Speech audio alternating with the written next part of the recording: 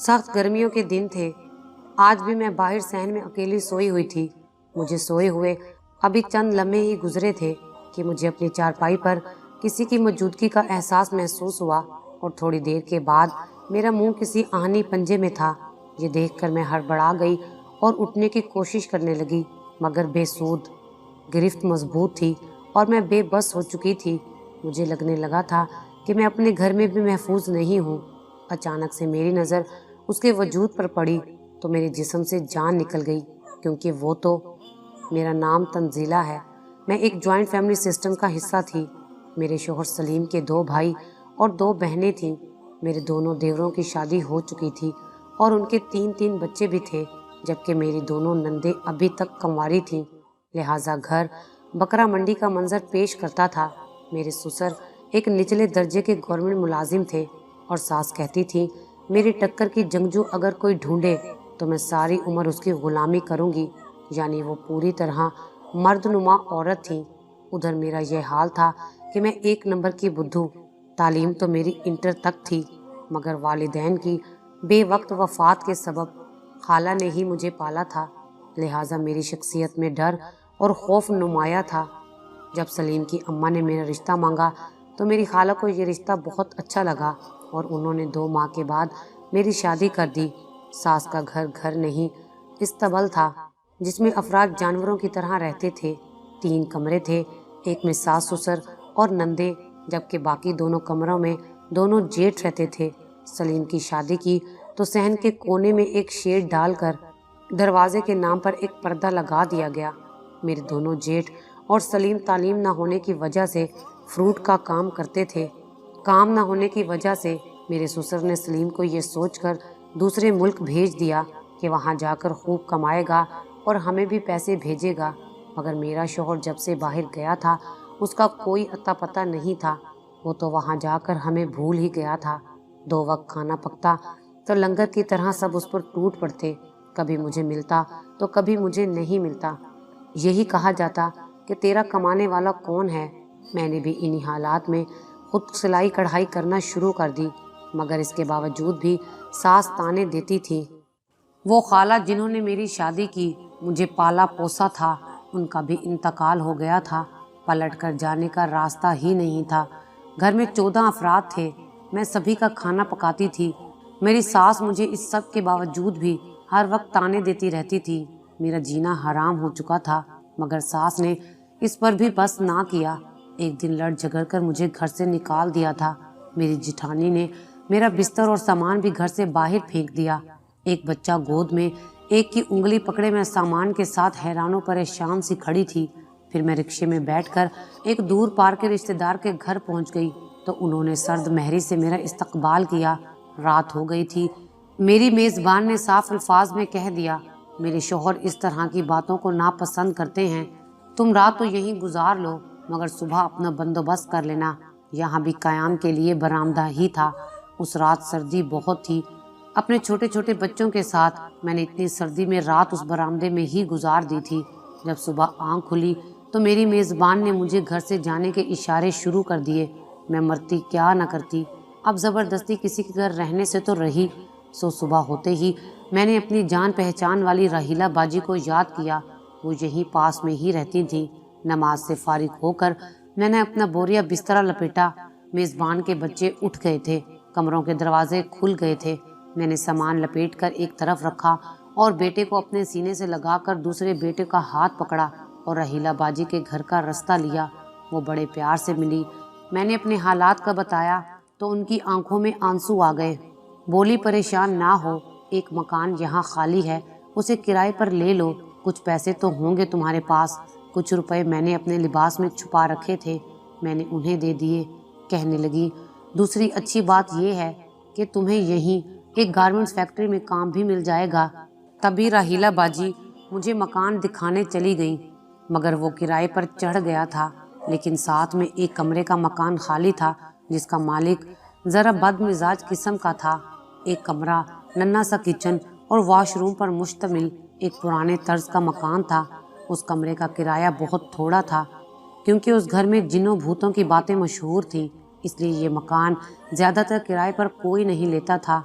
उन्हीं दिनों रहीला बाजी को एक काम वाली चाहिए थी। मेरे कहने पर उन्होंने मुझे अपने घर में अच्छा खासा काम दे दिया, मगर मुझे यहाँ अलग घर में रहना पड़ता था क्योंकि उनके शौहर ने मुझे वहाँ रहने की इजाज़त नहीं दी थी। मगर मेरे दिल में फिर भी एक इत्मीनान की लहर दौड़ गई थी। मैं बाजी का शुक्रिया अदा करते ना थकती थी क्योंकि उनकी वजह से मैं दर बदर होने से बच गई थी। अपने घर में सुकून की ज़िंदगी गुजार रही थी, मगर रात की तन्हाई से मुझे डर लगता। सलीम का ख्याल आता कि पता नहीं किस हाल में होंगे। बेटे भी रोज़ अपने बाप के बारे में पूछते थे। मेरे घर के सामने एक फैमिली रहती थी, उनसे मेरी अच्छी खासी बन गई। कभी वो बाजी मेरे घर आ जाती तो घर में रौनक हो जाती, या कभी मैं उनके घर चली जाती तो दिल बहल जाता। एक दिन बातों बातों में सामने वाली बाजी ने मुझे बताया कि जब तुम इस मकान में नहीं थी तो इससे पहले यहाँ एक डाकू रिहाइश पजीर था, और अंदर की बात तो ये है कि उसने इस मकान में काफ़ी सारे जेवरात और कीमती अशिया छुपा रखी थी। फिर अचानक एक दिन वो पकड़ा गया और उम्र भर के लिए जेल चला गया। कहते हैं कि इस घर में उसने बहुत कुछ छुपा रखा है, मगर जिन और भूतों की डर की वजह से कोई भी यहाँ रहने को तैयार नहीं होता था। यहाँ तक कि मालिक मकान भी डरता है। मैंने अपनी ज़िंदगी में जिस किस्म के हालात देखे थे, मुझे अब जिन्नों से डर नहीं लगता था। हाँ, अलबत्ता इंसानों से मुझे बहुत डर लगता था। उन दिनों एक ऐसा वाक़या हुआ जिसने मेरी ज़िंदगी को बदल कर रख दिया। मैं सुबह फैक्ट्री जाती और शाम 4 से 7 बजे तक राहीला बाजी के घर काम करती थी, मगर मैं जिस फैक्ट्री में काम करती थी वो किसी वजह से कुछ अरसे के लिए बंद हो गई। अब हम सैकड़ों बेरोज़गार हो गए और घर में फाकों की नौबत आ गई। मुझे खुद से ज़्यादा अपने बच्चों का ख्याल था। मेरे दोनों बच्चे भूखे सोते थे। एक दिन दोपहर का वक्त था। ज़ोहर की नमाज के बाद मैं रो रो कर अल्लाह ताला से दुआ मांगने लगी।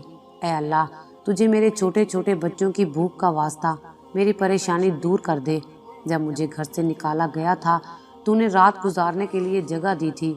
तूने ही मुझे ठिकाना दिया है, खाने को पहनने को सुकून से जीने का सामान कर दिया। अब मुझ पर ये कड़ा वक्त है। ऐ मेरे रब, मेरी मदद कर। रो रो कर मेरी आंखें सूज गईं। जब मैंने सज्जे से सर उठाया, दोनों बच्चे बेखबर सो रहे थे। नमाज ख़त्म करके मैं सहन में आ गई। मैंने गुज़श्ता रोज़ से ही कुछ खाया पिया नहीं था। दूध वाले ने भी उधार देने से इनकार कर दिया था। सूरत हाल बहुत नाजुक हो गई थी। मैंने सहन में पुदीना, लहसुन और प्याज लगाया हुआ था।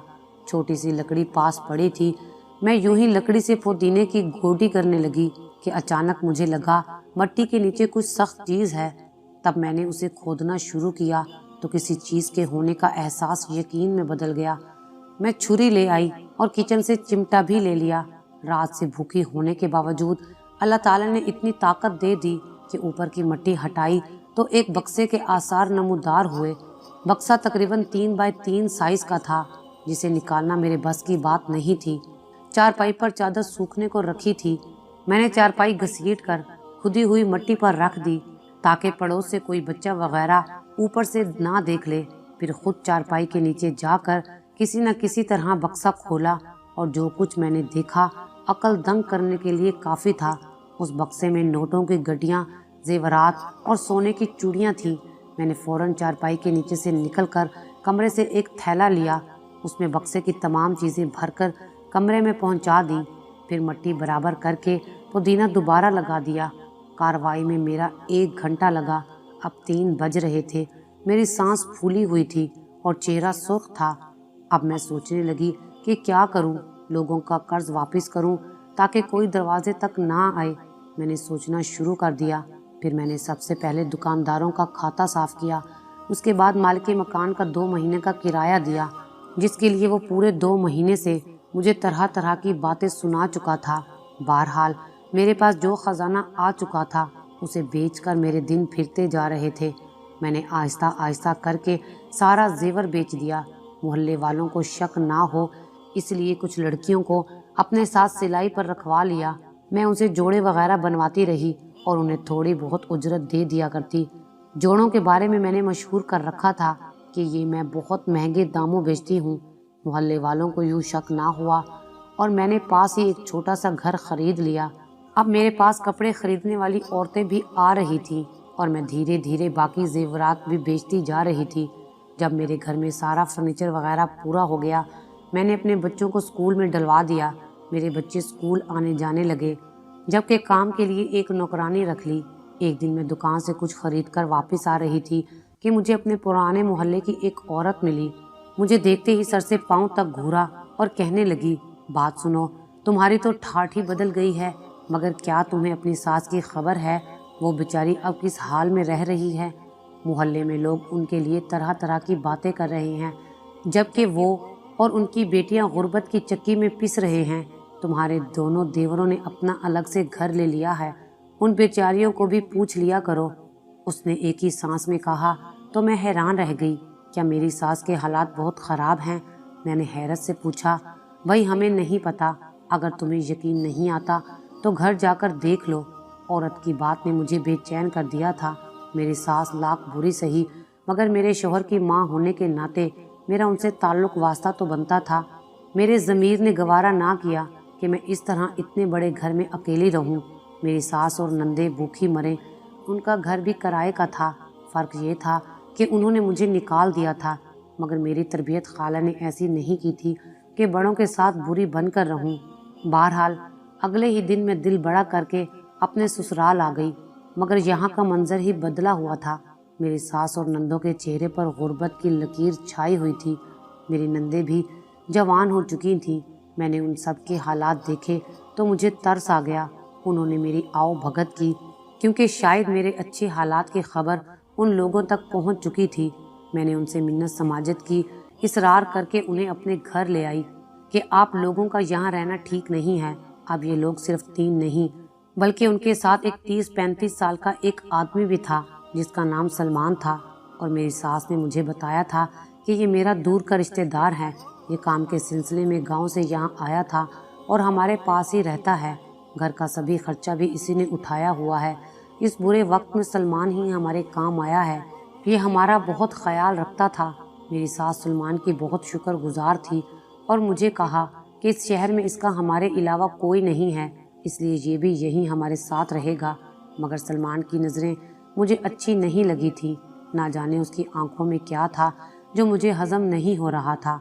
बहरहाल मेरी सास ने उसे अपना बेटा कहा था, तो मैं कैसे उससे कोई शिकायत करती। मैंने उसका वजूद भी इस घर में कबूल कर लिया। मेरी सास अपनी बदसलूकी पर मुझसे काफ़ी नादिम थी। उनके माफ़ी मांगने पर मैंने उन्हें माफ़ कर दिया था। हत्ता कि मैंने उन्हें अपना एसी वाला कमरा भी दे दिया था। अब वो उस कमरे में सोई रहती, जबकि मैं दूसरे कमरे में गर्मी से तंग सारी रात गर्मी में जलती रहती। एक रात मेरी तबीयत बहुत घुटन ज़दा हुई तो मैं कमरे से निकलकर बाहर आ गई। सहन में चारपाई डाली और खुली हवा में लेट गई। यहाँ पर मुझे बहुत अच्छी नींद आई थी, मगर मैं शायद भूल गई थी हमारे घर में एक जवान मर्द भी मौजूद है। अभी मुझे सोए हुए चंद मिनट ही गुजरे थे कि मेरे कदमों ने किसी की चाप सुनी। मैं यूं ही अनजान बनकर लेटी रही, किसी किस्म की हरकत नहीं की। थोड़ी देर के बाद कदमों की आवाज़ आना बंद हो गई। मैं हैरान हो गई। तभी मैं उस तरफ को गई थी जहाँ से कदमों की आवाज़ आई थी। ये सीढ़ियाँ ऊपर चढ़ने की आवाज़ थी, सो मैंने सीढ़ियों का रुख किया और आखिरी सीढ़ी पर जाकर देखा तो छत की रोशनी हल्की हल्की जल रही थी, जबकि सुलेमान मेरी नंद के साथ इस हालत में बैठा हुआ था कि मुझे बहन भाई के रिश्ते पर भी शर्म आने लगी। मैं उल्टे कदमों वापस पलटी, इस बात का ख्याल किए बिना कि मेरे कदमों की आवाज़ ने उन दोनों को बाखबर कर दिया था। अगले ही रोज़ मेरी नंद के रवैये से ये बात खुलकर सामने आ गई कि वो मुझसे किस कदर शर्मिंदा है। अब ये दोनों आपस में खींचे खींचे रहने लगे, जबकि सलमान का किरदार मेरी आंखों में मशकूल हो गया था, क्योंकि ज़रूर सलमान की हकीकत वो नहीं थी जो मेरी सास ने मुझे बताई थी। बहरहाल जब मेरी नंद ने सुलेमान से दूरी अख्तियार की तो वो तिल मिलाकर रह गया, क्योंकि मेरी नंद मुझसे बहुत डरती थी और मुझे नाराज़ नहीं करना चाहती थी। मगर मैं नहीं जानती थी कि अब ये सारा मलबा मुझ पर ही आ पड़ेगा। ये अगले ही हफ्ते की बात है। मैं सहन में चारपाई पर बेखबरी से सो रही थी कि मुझे अपनी चारपाई पर किसी की मौजूदगी का एहसास हुआ। फिर अचानक उसने मेरे मुंह पर हाथ रखा। जब मैं होश में आई तो अंदाज़ा हुआ कि गिरफ्त काफ़ी मजबूत थी। मैं पीछे मुड़कर देख ना सकी। मेरे हाथों में मेज़ पर रखा पानी का गिलास आ गया, जो मैंने अपने हाथों में पकड़ते ही पीछे मौजूद शख्स की आंखों में उंडेल दिया। उसने फ़ौरन ही मुझे छोड़ दिया और मैं फुर्ती से अपनी चारपाई से उठकर बरामदे की लाइट की तरफ दौड़ी। मेरी चीखों से मेरी सास भी कमरे से बाहर आ गई थी। सारा सहन रोशनी में नहा गया था। मैं ये देखकर हैरान रह गई कि चारपाई पर मौजूद शख्स कोई और नहीं, मेरा मुंह बोला देवर सलमान ही था, जिसे देखकर मैं खुद भी हैरान रह गई। मेरी सास की आंखों में शर्मिंदगी थी। वो मुझसे नजरें मिला नहीं पा रही थी। तभी उनकी आंखों से आंसू बहने लगे। वो ज़मीन पर बैठ गई और बोली, बेटी मुझे माफ़ कर दो, मैंने जो किया बहुत गलत किया, मगर ये सब गुर्बत से मजबूर होकर किया था। गुर्बत ने हमें इस हाल में पहुंचा दिया था कि घर में 2 वक्त के खाने की रोटी नहीं थी। मैं तो सलमान को जानती भी नहीं हूँ, ये कौन है और कहाँ से है। बस मेरी बेटी जब भी दुकान से सौदा लेने जाती तो सलमान मेरी बेटी को बुरी नज़र से देखता। फिर एक दिन दुकानदार ने पिछले पैसे ना देने पर सौदा देना बंद कर दिया। तभी सलमान ने पैसे दिए और एक मजबूरी के तहत मुझे उसे अपने घर में अपने पास रखना पड़ा। और जब हम तुम्हारे घर आए तो सलमान ने मुझे धमकी दी थी कि वो सबको सच बता देगा। बस बदनामी से बचने के लिए मैं उसे यहाँ ले आई थी। बेटी इसने तो मुझे भी उन्हीं नज़रों से देखा जो कोई औरत बर्दाश्त नहीं कर सकती। मोहल्ले वालों का भरम रखने के लिए मैंने इसे अपना मुंह बोला बेटा बना लिया। मैंने सब पर यही जाहिर किया था कि सलमान मेरा दूर का अजीज़ है, मगर इन हालात का सलमान ने खूब फ़ायदा उठाया। मगर अब ये यहाँ रहने के काबिल नहीं रहा, उन्होंने दुख से कहा। जबकि हालात की संगीनी का अंदाज़ा करते हुए सलमान खुद ही उसी रात घर से निकल गया और दोबारा कभी पलट कर नहीं आया। उस दिन के बाद से हम लोग एक पुरसुकून ज़िंदगी गुजारने लगे। अल्लाह ताला ने करम किया, 6 साल बाद मेरे शोहर भी घर लौट आए। घर का बदला हुआ नक्शा देखकर हैरान रह गए, क्योंकि मेरा नंद के साथ रवैया बहनों जैसा था, जबकि मेरा सास के साथ रवैया माँ जैसा था। उस रात मेरे साथ जो भी हुआ, मुझे दुख तो बहुत हुआ, मगर मैंने अपनी सास के जुड़े हाथ और आंखों से बहते आंसू देखकर उन्हें माफ़ कर दिया और इस बात का इल्म अपने शोहर को भी नहीं होने दिया। हो सकता था मेरा ये सब उन्हें बताने से घर के हालात एक बार फिर से ख़राब हो जाते। मैंने चुप रहने में ही बेहतरी समझी। आज मेरे घर में खुशहाली ही खुशहाली है। सच है कि इंसान की मोहब्बत दुश्मन को भी दोस्त बना लेती है, और मेरी सास के मामले में भी बिल्कुल ऐसा ही हुआ था। मेरे दोनों देवरों को भी जब इस बात का पता चला तो वो भी बहुत शर्मिंदा हुए और उन्होंने आकर अपनी माँ से माफ़ी मांगी। मेरी सास उनकी माँ थी। ममता के हाथों मजबूर होकर उन्होंने उन्हें माफ़ कर दिया। मेरे शोहर सलीम दूसरे मुल्क जाकर किसी मसले में फंस गए थे, तभी वो हमसे राब्ता नहीं कर पाए थे। मैंने अपनी दोनों नंदों की शादी एक अच्छे घराने में कर दी। आज मैं अपने शोहर सलीम और बच्चों के साथ एक हंसी खुशी ज़िंदगी गुजार रही हूँ।